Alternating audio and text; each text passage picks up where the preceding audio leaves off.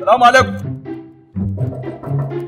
Ita da muke waya da ita zan zo nan da minti 3 amma kaga ko ba sa nan ne ma oho. Ɗan mata. Kai. La ilaha illallah ɗan mata rabin. Ai in ban ganki gaba ɗaya ba na jin daɗi. Wallahi hankali na gaba ɗaya dubu ya ɓaci. Ina can gona ta bayan gida. Kawai sai na ji wani zuciya ta kawai ta wuce.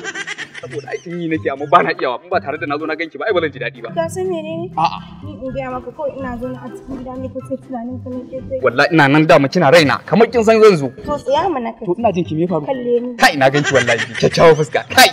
Kin ji ki har cikin zuciya ta wallahi. To ya ake ciki? Baba baya nan ko? Baya nan. To shikenan. Yanzu kun ga mai maganar abin nan da za a yi na abin nan din nan. Wallahi ba za ka aure ta ba. Ba za ka aure ta ba, ba kauna ka nake ba. Ba na son ka. Baba. Ba na son mai son ka.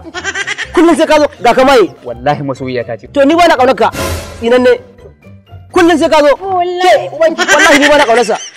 Kuma wallahi ba za ka ƙara zuwa ba daga yau. Wallahi baba ina son shi. Kina son shi? Wallahi ba za ki aure shi ba. Wallahi zan je fada wa umma. Ki ga wa umma. Wallahi ba na son ka. Abubuwan ne sai a hankali wallahi. Kai hakuri. Wallahi ba na aure Kai hakuri. Ina son ta ne a cikin zuciya. Wallahi son ta. Ba za ka aure ta ba. Wallahi son ta ne. Wallahi na ga wannan ga wannan dan abun nan. A dan abun nan dan rage ta dai a dan rage. Nagode fa. Nagode fa. Na kake da wallahi ina can layin baban kogo. Wallahi. Ai na dauka da shi baba. Ka kwana biyu. Wallahi na kwana biyu. Wallahi.